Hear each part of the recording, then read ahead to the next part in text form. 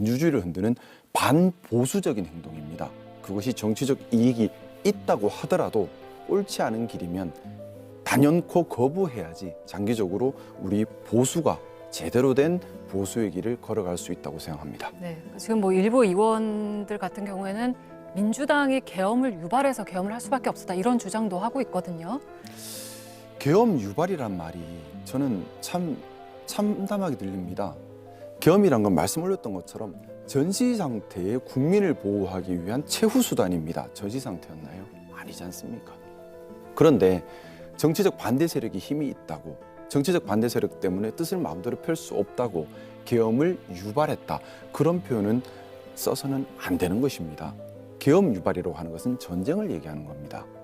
네, 지금 뭐 김상우 의원 같은 경우는 국민의힘 울산시 당위원장에서 자진 사퇴를 하시기도 했고 네네. 당 안에서나 지역 안에서나 좀 여러 압박을 받고 계신 걸로 알고 있는데 좀 어떻습니까? 네, 저는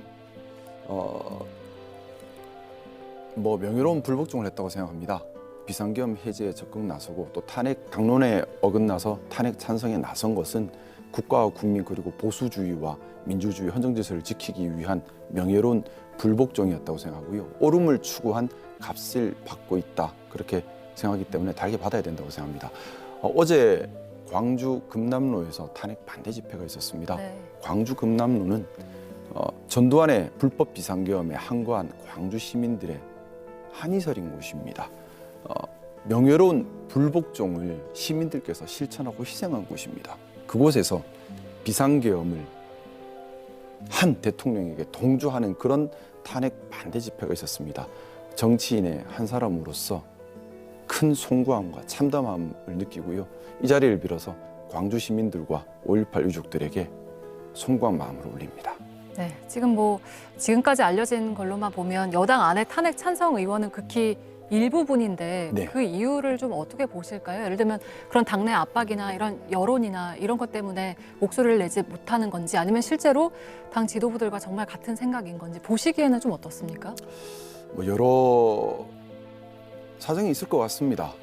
당 지도부와 같은 입장이신 분도 계시고 당 지도부보다 더 강성인 분들도 계십니다. 또 잘못되었다 하지만 지금 당의 이익 때문에 어쩔 수 없지 않느냐라는 분들도 계시고요. 비율로 보자면 1대1대1 정도 비율로 저는 느껴지고 있는데요.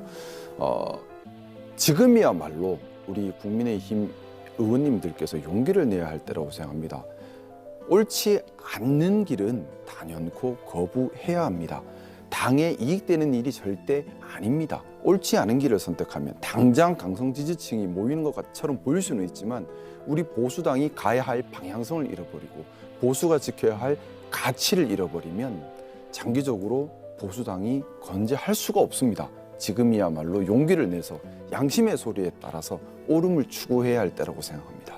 지금 뭐 당장 대통령 모습을 보더라도 탄핵 심판 과정에서 증인들의 신뢰도를 문제 삼는다든지 재판관들의 공정성을 계속해서 문제 삼고 있잖아요. 이런 대통령의 모습은 전반적으로 어떻게 좀 보고 계실까요? 대통령이란 자리가 정말 어떤 행정부 수반이지 않습니까? 대통령이 분명히 잘못한 것이지요. 분명한 잘못입니다.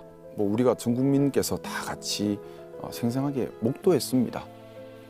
이유 없는 비상계엄을 했고 비상계엄을 했다 하더라도 침범할 수 없는 헌법기관인 국회와 선관위에 무장군인을 투입했고 사람들을 체포해서 처단하려고 했습니다.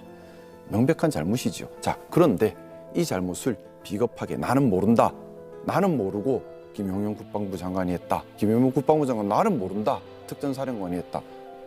이렇게 서로 자기 부하들에게 짐 떠넘기게 하는 모습이 너무 비겁해 보이고 졸렬해 보입니다. 정치 지도자로서 최소한의 품격은 지켜줬으면 하고 그것이 우리 국민들이 바라는 최소한의 마지막 모습이 아닐까 생각해 봅니다. 네. 의원께서는 탄핵이 인용될 거라고 예상을 하시는 걸까요? 반드시 인용되어야 하고요. 인용될 수밖에 없다고 생각합니다. 그런데 만에 하나라도 탄핵이 인용되지 않는다면 저는 나라가 망한다고 생각합니다. 탄핵이 인용되지 않는다면 불의에 항거하는 수백만 시민들이 거리로 나올 것입니다. 경찰력으로 막을 수가 없지요. 결국 비상계엄을 또 할 수밖에 없을 겁니다. 경찰력으로 시위를 막을 수가 없으니까. 탄핵이 기각이 되면 대통령이 다시 비상계엄을 일으킬 거다. 그렇게 되면 이번에는 계엄군 안에서도 이 뜻에 따르지 않는 반란군이 생길 겁니다. 그러면 계엄군과 시민, 계엄군과 반란군 간의 내전 상태가 됩니다. 그럼 우리나라는 4대 열강의 이권이 충돌하는 곳이기 때문에 미국과 중국이 또 개입을 할 것입니다. 또 위에 북한도 있습니다. 대한민국이 정말 참담한 상황이 됩니다. 그렇기 때문에 탄핵 기각은 있을 수도 없고 있어서도 안 되고요.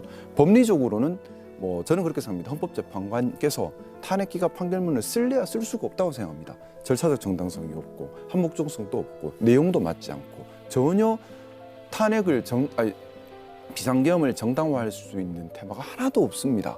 그렇기 때문에 당연히 파면 결정을 할 수밖에 없고 또 그 파면 결정을 하는 것이 대한민국을 지키는 것이다. 그렇게 생각하고 있습니다. 네, 지금 김 의원께서는 앞서 야당에서 발의한 쌍특검법에 대해서도 찬성 의견을 밝히시기도 했는데 민주당 같은 경우에는 오는 27일에 명태균 특검법도 본회의에서 처리하겠다라고 예고를 했거든요.